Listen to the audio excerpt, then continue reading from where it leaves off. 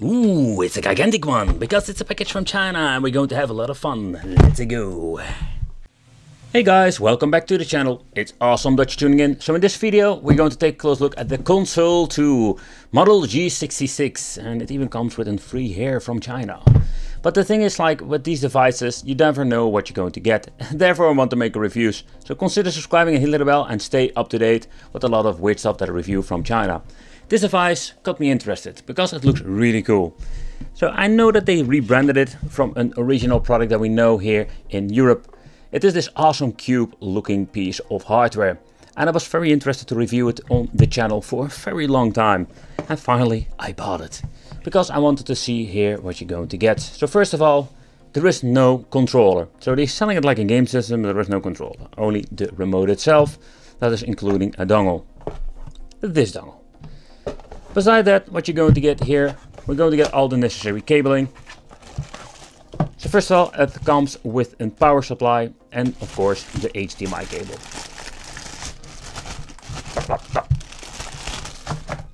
The power supply feels like a good quality power supply, 5 volts, 3 amp. So it's quite a beefy power supply when you're looking at, let's say, other power supplies I've reviewed in the last couple of years. But let's just put it together. I will show you, because there are some awesome features with this box. And what is mostly interesting, the way how it looks. But I think a year ago I already wanted to pick it up. But the problem is with some of these boxes, you have no idea what you're going to get, specification wise, but also when it looking at like the performance. Because you don't know what kind of specifications we're going to get, of course. The Captain Obvious. But the thing is, like, what can we expect? This thing looks pretty damn dope, if you ask me. But let's take a close look at the connections.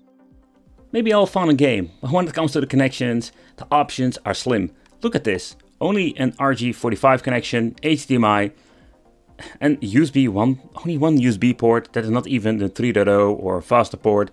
And of course we're going to get the input for the power supply.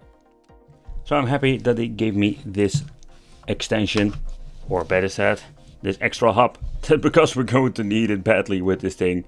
But again, only USB 2.0. And that's really convenient if you want to load up big files on this device. So when powering on, I must say the lighter feature of this thing looks really epic. Again, it's a super unique design. I did see it before with a brand they released in Europe, but yeah, let me know in the comments if you know which version that was. Alright, so I want to just give you a quick look in the inside. Let's shut down the lights here in the studio. You can see that this looks kinda dope. But there is not really like a plexi that protects it, so you can basically stick your finger in it. A very unique design, and I'm very curious if you can tear it down and how will it look in the inside. Alright guys, so let's take a close look at the main menu. When booting up, if there are, let's say, 2 minutes or so, you're going to get this menu. It looks kind of stylish, but take consideration all the game pictures, it has nothing to do with the box. Because in the end, when you click on something, it goes into the online mode. So I'm guessing you're streaming everything. Kind of weird, didn't work for me. So if you're not living in China, it's highly possible this box doesn't even work for you. But there are some options. For example, you can add some shortcuts. And with shortcuts you can add like new emulators. So there is a way to install emulators. I'll give you a great example. When you're booting up like this app over here, nothing works.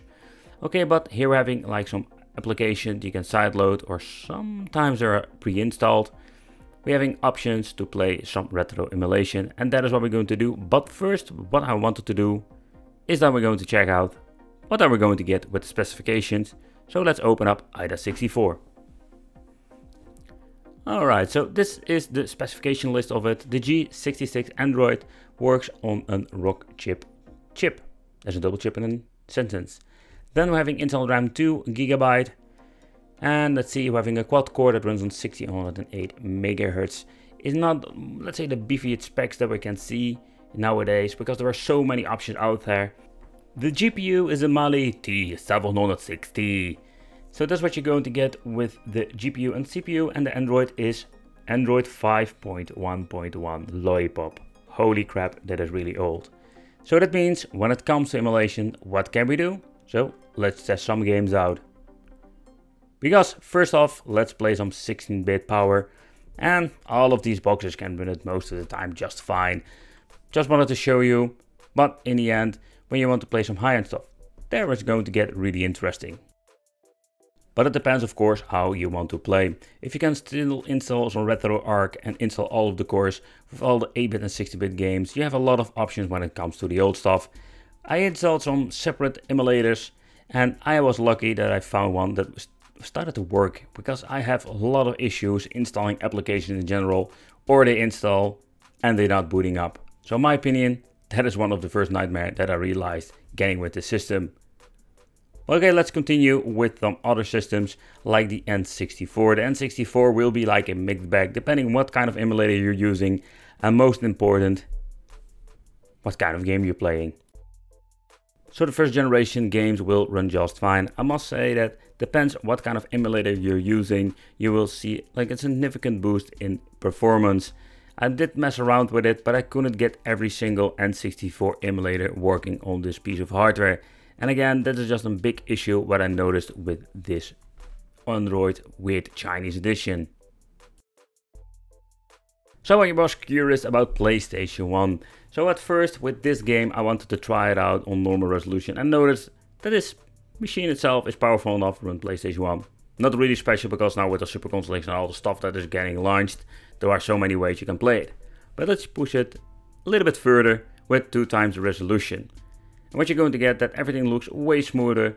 And I also noticed that this box doesn't have any issues playing the system. It did dip sometimes one single frame, but that is in my opinion not really an issue. I was surprised to see that this device and this really old piece of hardware can run PlayStation 1 of 2 times the internal resolution with this game.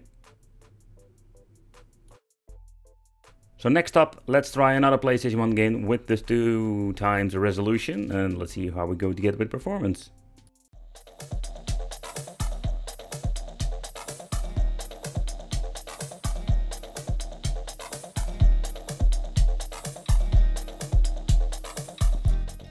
So in the next test I wanted to push it to the maximum level with Sega Saturn. Somehow PlayStation Portable, Sega Dreamcast and N64, I must say I did a lot of messing around with it, but it couldn't get the Dream emulator to work, and with the PlayStation Portable it was the PPSSPP emulator, it didn't boot up at all. But I could get the Sega Saturn to work, and it is a great, let's say, in benchmark. But don't get me wrong, it's like this is just a great direction to see what this machine is capable of.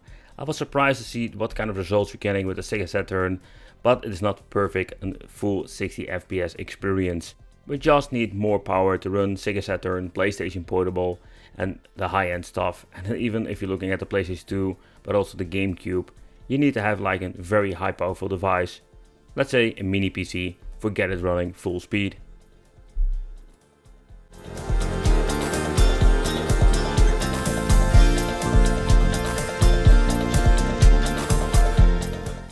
Okay guys, so we have seen enough when it comes to the menu and what you can do with it. Quite disappointing if you ask me.